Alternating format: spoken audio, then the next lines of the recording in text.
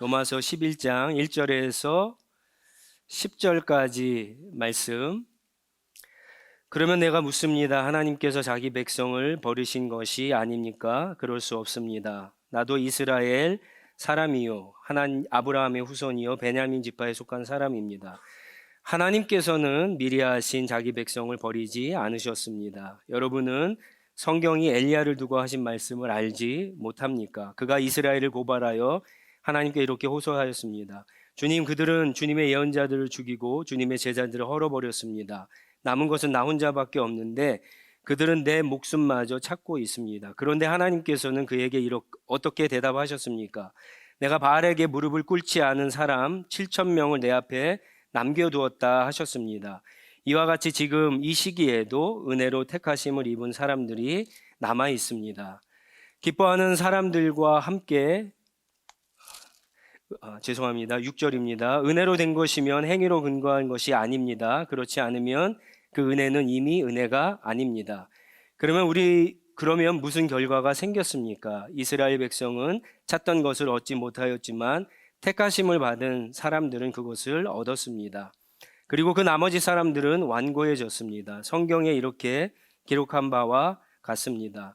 하나님께서 그들에게 혼미한 영을 주셨으니 오늘까지 그들은 눈이 있어도 보지 못하고 귀가 있어도 듣지 못한다. 다윗도 다음과 같이 말하였습니다. 그들의 밥상이 그들에게 올무가 되고 덫이 되게 하여 주십시오. 그들이 걸려 넘어지고 보복을 받게 하여 주십시오. 그들의 눈이 어두워져서 보지 못하게 되도록 하여 주십시오. 그들의 등이 언제나 굽어 있게 하여 주십시오. 아멘. 10절 말씀까지 읽었습니다. 로마서에는요, 바울이 어떤 한 사람과 계속 질문하고 대답하는 형식으로 복음을 설명하고 있습니다. 그런데 그 인물은 사실은 진짜 있는 인물은 아니고 가상의 인물입니다. 우리가 사도행전을 통해서 알듯이 바울은요, 여러 지역을 다니면서 특히 회당에 들어가서 복음을 전하면서 많은 유대인도 그리고 이방인도 만나서 복음을 전했습니다. 그런데 유대인들은 이상하게 복음을 잘 받아들이지 못했죠. 이방인들은 오히려 구약 성경을 몰랐지만 잘 받아들였습니다. 바울이 복음을 전하면서 그때 받았던 여러 가지 경험들을 생각하면서 지금은 어떤 가상의 인물을 놓고 질문하고 대답하고 하는 형식으로 복음을 설명하고 있습니다.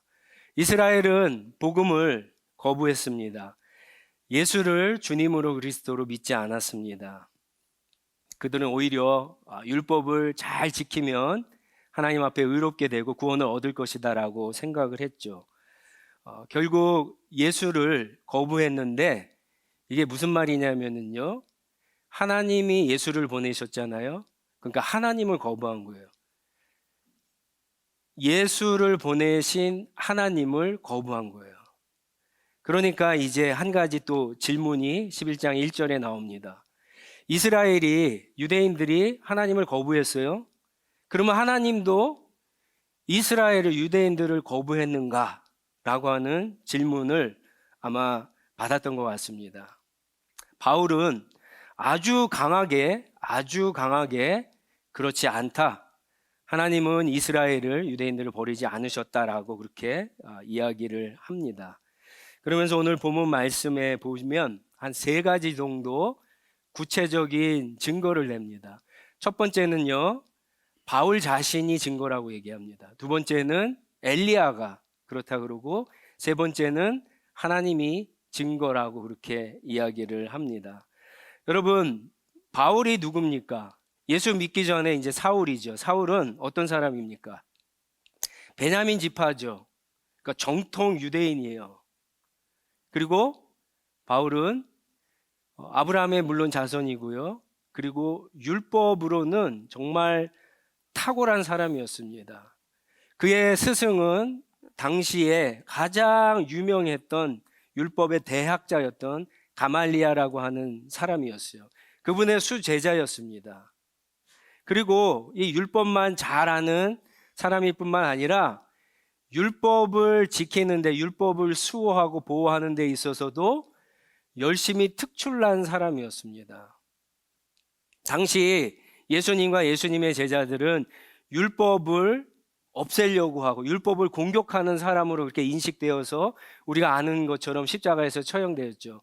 그래서 예수님이 죽고 난 다음에도 예수님을 믿는 제자들을 이 열심히 많은 바리새인들이 찾아다니면서 잡아갖고 신문하고 죽이기까지 했는데, 이 바울은 그런 무리들 가운데에서 열심히 특출나서 가장 앞장서서 그렇게 예수님의 제자들을 잡고 죽이는 사람이었습니다. 그러니까 바울은요, 하나님을 버린 사람이었어요. 기독교 교회의 입장으로서는. 그러면 하나님은 바울을 버렸는가? 바울은 그렇지 않다는 거예요. 여러분, 바울이 하나님을 찾았습니까? 예수 그리스도를 찾은 적이 있어요? 그렇지 않았어요. 그런데 우리가 잘 아는 것처럼 다메섹 도상에서 하나님께서 은혜를 주셔서 예수 그리스도가 찾아오셨어요. 바울을 만나 주셨어요. 그래서 바울의 인생은 다메섹 전과 다메섹 후가 완전히 달라집니다.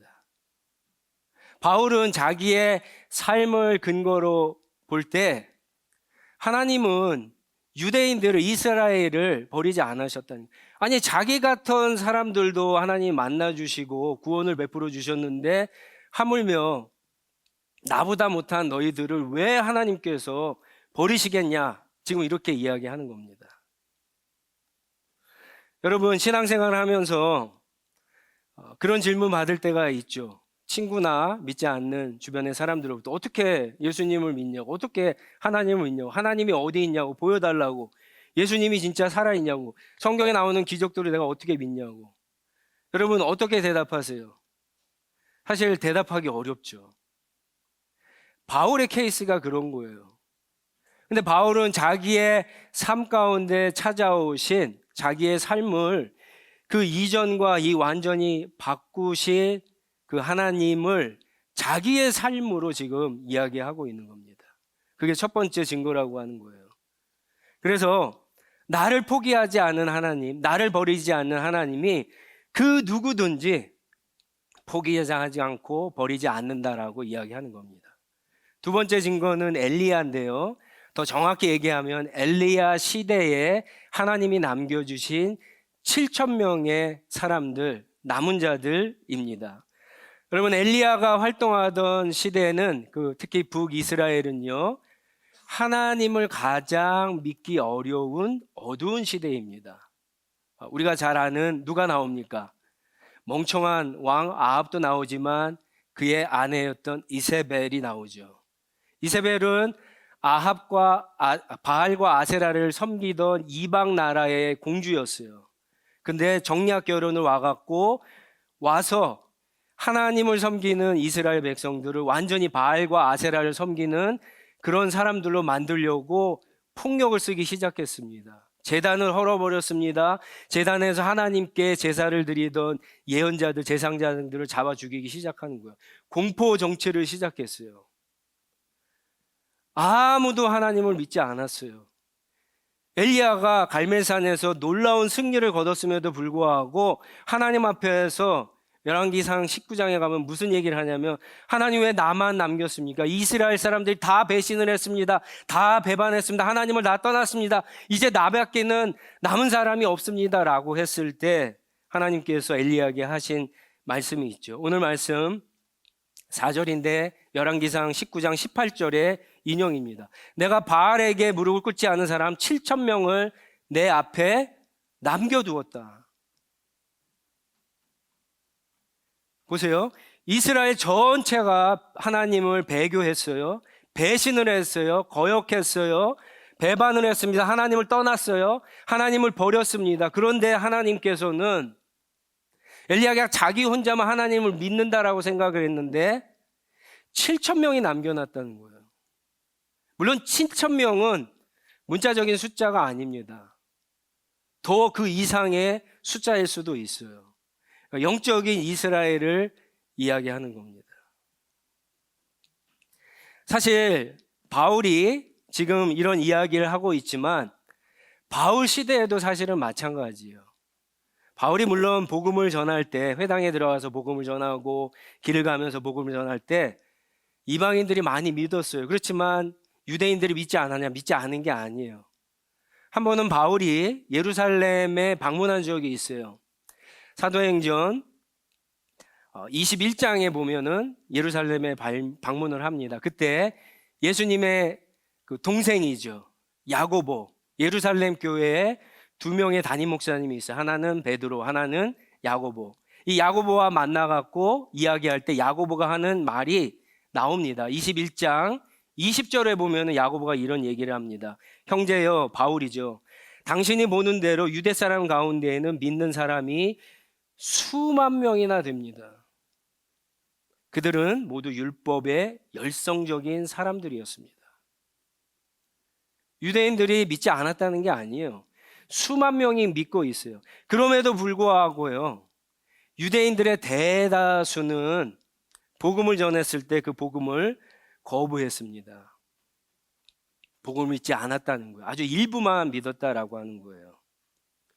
하나님을 배교하는 시대, 오히려 예수 그리스도, 하나님 보내신 예수 그리스도를 거부하고 그들을 믿으면 죽이는, 하나님을 버린 것 같은 이 유대인들이 어떻게 하나님을 믿을 수 있었느냐라고 하는 거예요.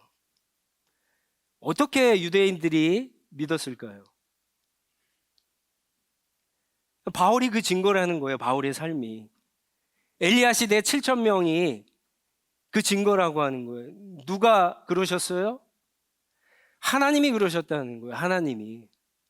유대인들이 잘나갖고 믿은 게 아니라 그들의 열심, 열정, 행위, 이런 것들이 하나님을 구원하시는 그런 자리에까지 나온 게 아니라 하나님이 그들을 구원하셨다라고 하는 거예요. 지금 바울이 강조하고 싶은 것이 그런 거예요. 가장 강력한 증거이자 마지막 증거인은 하나님입니다.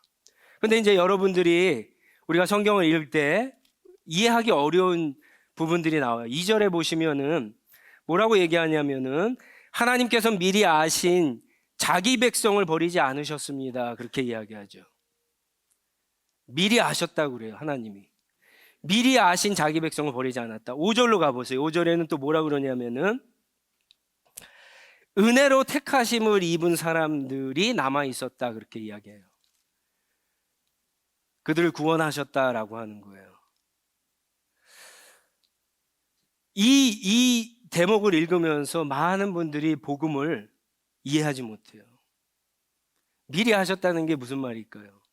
이미 제가 설명을 해드렸는데, 하나님이 미리 아셨다라고 하는 것은, 아신 사람들, 아신 자기 백성을 구원하셨다라고 하는 것은 무슨 말이냐면은, 어떤 사람이 예수님을 믿어서 구원을 받을지 알았고, 어떤 사람이 예수님을 믿지 않고 구원을 받지 몰랐다라는 것을 알았기 때문에 하나님이 자기 백성을 삼으시고 선택하셨고 구원하셨다라고 하는 말이 아니에요.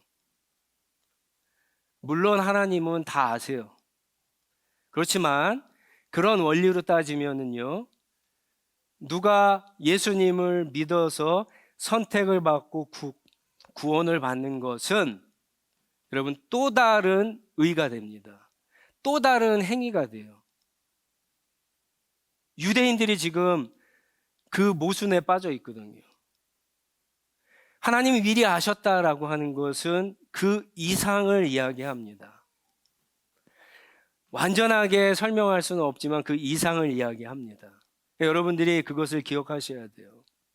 그래서 이 2절 말씀, 5절 말씀, 여러분이 성경을 읽으면서 구원에 대해서 이야기할 때 미리 아셨다 혹은 택하셨다라고 하는 말이 나오면 이게 무슨 뜻인데 내가 100% 이해하려고 라고 하지 마세요.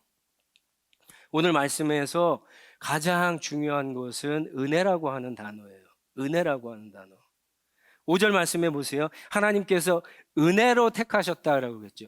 미리 아신 자기 백성들을 은혜로 택하셨어요. 여러분 이게 무슨 말입니까? 은혜로 택하셨다. 은혜로 택하셨다. 은혜는 뭡니까? 공짜잖아요. 공짜. 하나님이 어떤 사람을 택하실 때 공짜로 택하셨다는 거예요. 받는 쪽에서는 공짜였다는 거예요. 만약에 여러분 6절 말씀해 보세요. 만약에 하나님이 미리 아시고 자기 백성을 택하신 것이 은혜가 아니라고 한다면 그 사람이 잘 믿거나 잘 믿지 못해서 구원을 받고 구원을 받지 않았다라고 한다면 이것은 은혜가 아니라 행위라고 이야기하는 거예요. 그렇죠? 6절 말씀에 은혜로 된 것이면 행위에 근거하신 것이 아닙니다. 그렇지 않으면 은혜는 이미 은혜가 아닙니다.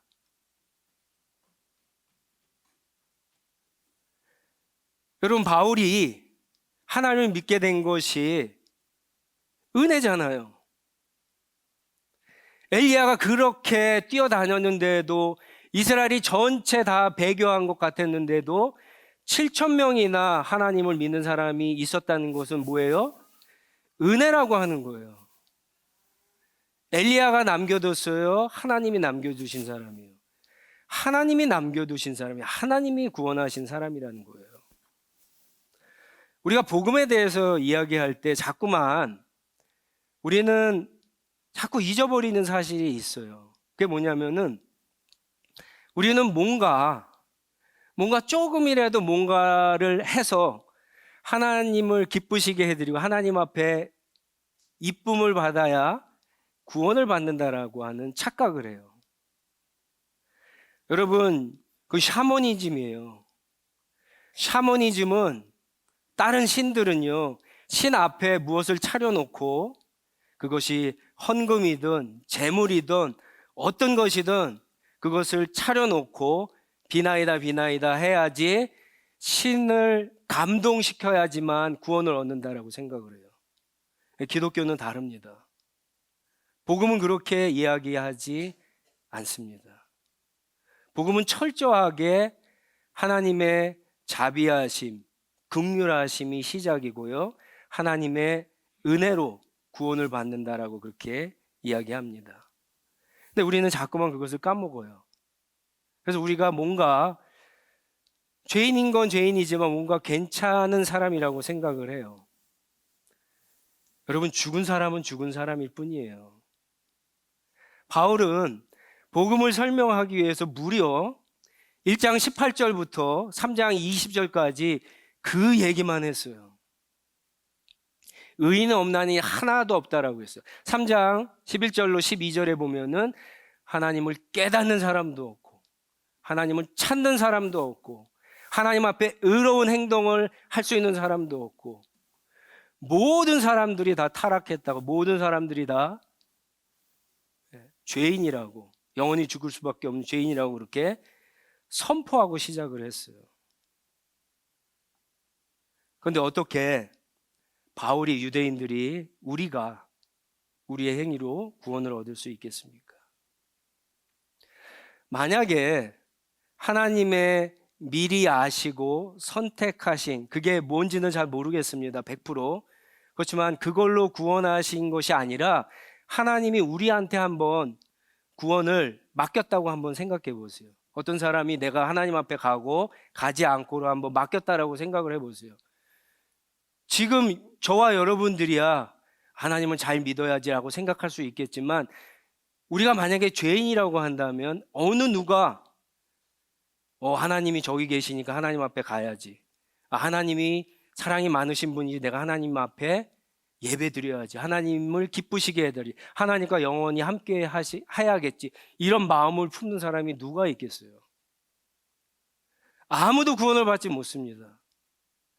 어느 누구도 구원을 받을 사람이 없다는 거예요.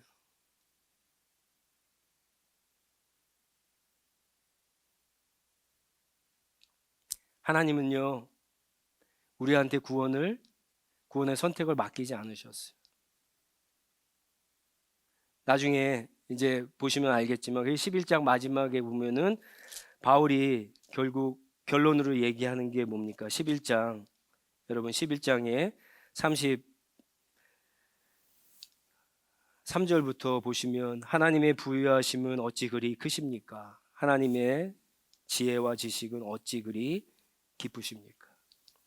하나님의 구원하시는 지혜, 하나님의 그 은혜를 바울이 찬양하고 있습니다.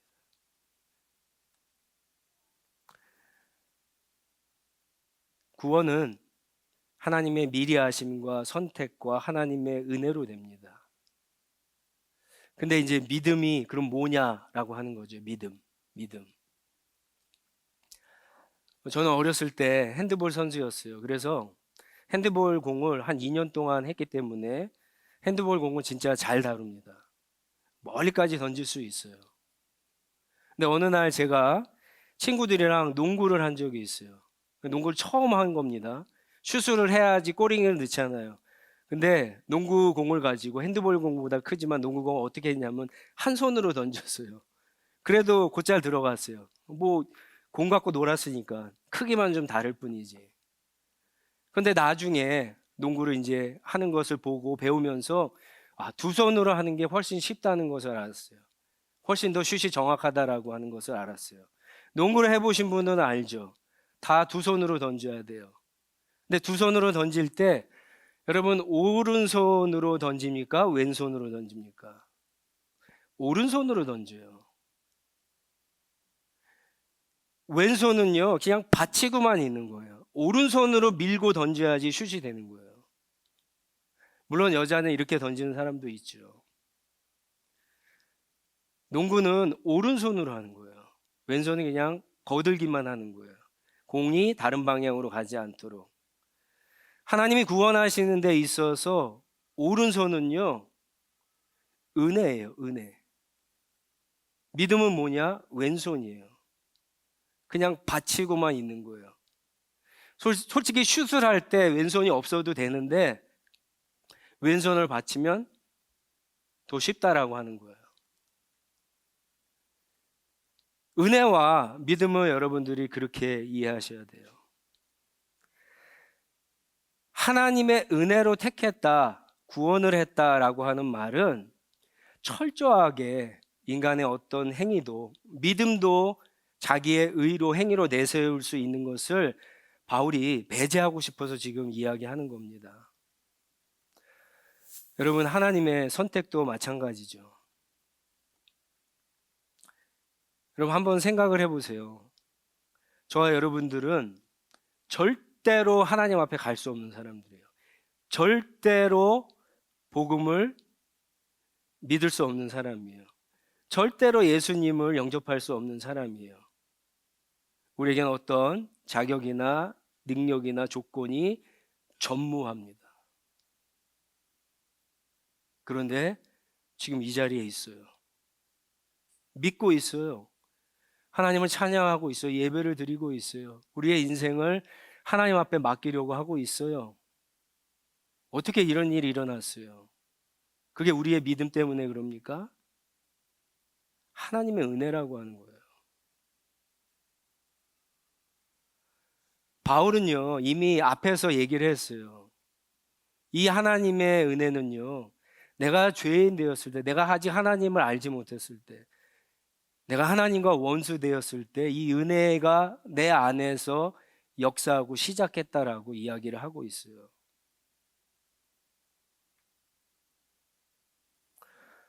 여러분, 진짜 놀라운 사실은 뭔지 아세요? 어떤 사람이 하나님을 구원하시고 어떤 사람들은 구원하시지 않는다가 아니라 성경의 문맥을 잘 보셔야 돼요. 하나님이 다 죽어 마땅한 사람들 가운데 하나님을 반역하고 거역하고 하나님의 원수된 그 사람들 가운데 어떤 사람들을 선택하시고 구원하셔서 하나님의 가족과 하나님의 자녀를 삼아 주셨다라고 하는 게 포인트예요. 하나님의 은혜라고 하는 거예요. 하나님이 그런 분이시다라고 하는 거예요.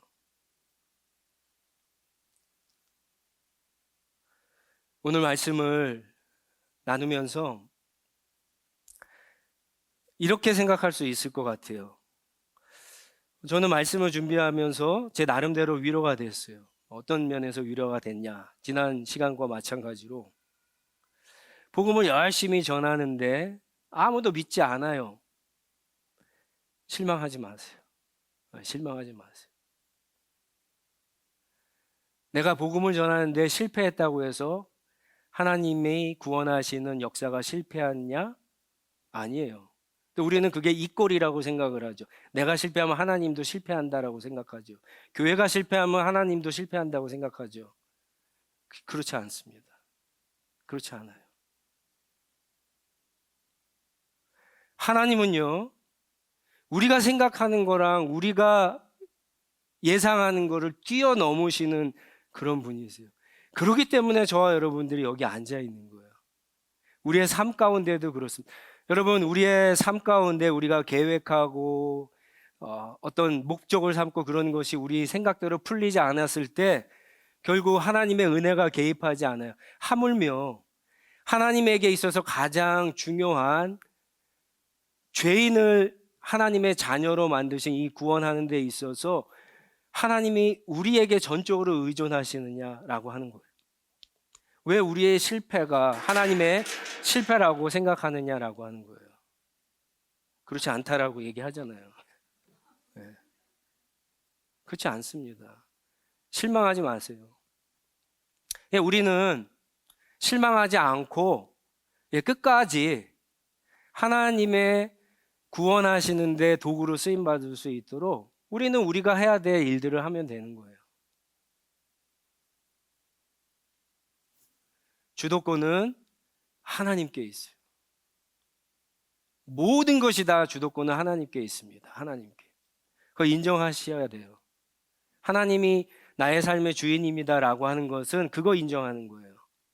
내가 전도하는데, 사역하는데, 직장에서 일하는데, 가정에서 가족들과 지내는데, 친구 만나는데 어떤 일을 하든지 가운데 모든 주도권은 하나님께 있다라고 하는 것을 인정하는 게 바로 이겁니다.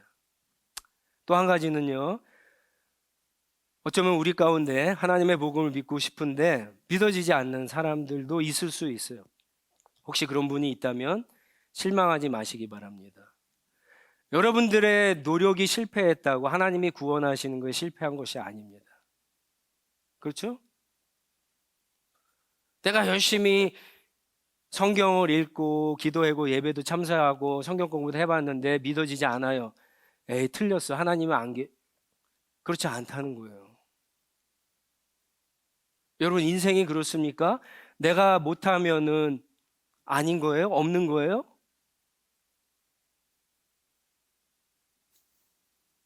오히려 생각을 바꾸셔야 돼요. 보세요. 내가 여태까지 이런 방법을 써서 복음이 나에게 들리지 않았으면 오늘 바울이 그리고 구약 시대에 그리고 성경 전체를 통해서 하나님이 어떤 식으로 구원하셨는가를 보세요. 하나님의 자비하심과 긍휼하심에 항복하고 엎드려야 되는 거예요. 여러분, 복음은 양면성이 있습니다. 어떤 사람이 복음을 들었는데 아무런 반응이 일어나지 않으면 그 사람은 뭐예요? 복음을 잘 듣지 못한 거예요. 근데 어떤 사람이 복음을 들었는데 잘 들으면 두 가지 반응이 일어나요. 하나는 복음을 듣고 믿을 수 있고 복음을 듣고 점점 멀어질 수 있어요. 심지어 멀어지는 것조차도 그래요. 근데 그것은 그 사람의 책임이라고 성경이 이야기하죠. 우리 지난 시간에 이야기했습니다. 여러분, 왜 그런가 이제 7절 이후부터 이야기해요. 복음이 들려졌는데 받아들이지 않는 사람에 대해서 성경이 뭐라 그러냐면요, 그 사람들이 완고해졌다 그래요. 혼미한 영이 역사했다 그래요. 눈이 멀어졌다 그래요. 귀가 들리지 않았다 그래요. 복음을 들을 때 그렇죠. 여러분, 혹시 얼마 전에도 몇 달 전에도 터키죠. 터키에 지진이 나왔고 많은 사람들이 이렇게 건물이 매몰되면서 매몰되어 있다가 구조되는 그런 것들을 아마 보셨을 거예요. 뉴스나 영화에 보면 재난 영화 같은 데 보면 그런 장면들이 나오죠. 근데 구출되는 사람들의 공통점이 뭔지 아세요? 눈을 가리고 나와요. 왜 눈을 가립니까? 오랜 시간 동안 어두움 가운데 있었기 때문에. 그래서 빛을 봤을 때 어떻습니까? 눈이 멀 수 있어요. 하나님의 복음의 빛이 어떤 사람의 영혼 가운데 비칠 때 그럴 수 있다는 거예요. 제대로 반응하셔야 돼요. 복음이 들려질 때도 마찬가지입니다. 저는 8인치 포병부대에서 근무를 했어요. 여러분 요즘에 이제 한국이 그 방산 산업이 유명해져 갖고 K9이나 뭐 K2 전차 같은 거 막 수출 많이 하고 그러죠. K9 그 자주포가 155mm예요. 그거보다 더 큰 포예요. 8인치니까 한 208mm 정도 돼요. 처음에 신병으로 이제 자대 배치 받는데 그 혹한기 훈련을 나갔는데 신병을 저를요 그 포구 앞에 있는 데다가 세워놓고는 포를 쏘더라고요.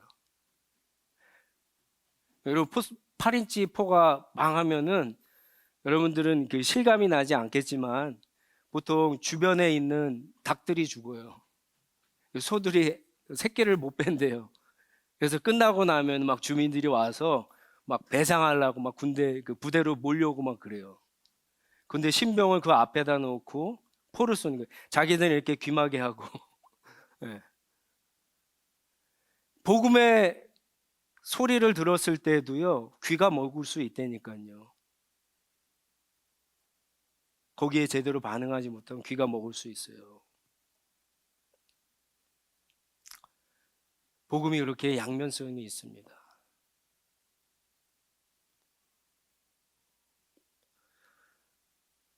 오늘 또 한 번의 복음에 대한 이야기를 여러분들과 나눴는데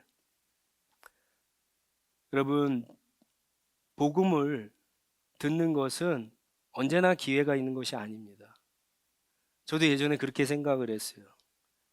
신앙생활 하는데 부모님들이 그러죠. 보통 뭐 열심히 믿을 필요 있냐?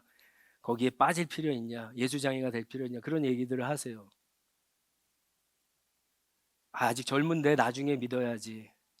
지금 바쁜데 나중에 내가 한가해지면 믿어야지. 그런 생각들이 우리 마음에 들어옵니다. 근데 복음이 늘 복음으로 들릴까요? 그렇지 않습니다. 우리 지난 시간에 씨앗 모임 하면서 그 질문 가지고 나눴죠. 복음을 몇 번 들어봤습니까? 그런데 복음을 들었을 때가 언제입니까? 다 달라요. 많이 듣는다고 듣는 게 아니에요. 복음이 들렸을 때 그 기회가 마지막이라고 생각하고 반응하셔야 돼요. 복음의 빛을 보고 예수 그리스도께 나와야 된다고요. 복음을 듣고 예수님을 불러야 된다고요. 믿음의 반응을 해야 된다고요. 그랬을 때 비로소 성령께서 우리 가운데 오셔서 우리를 하나님의 은혜 가운데 인도해 주시는 그런 역사가 나타납니다.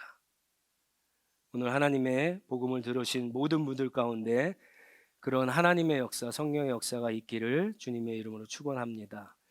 우리 같이 일어나셔서 주신 말씀 붙잡고 한번 같이 기도하겠습니다.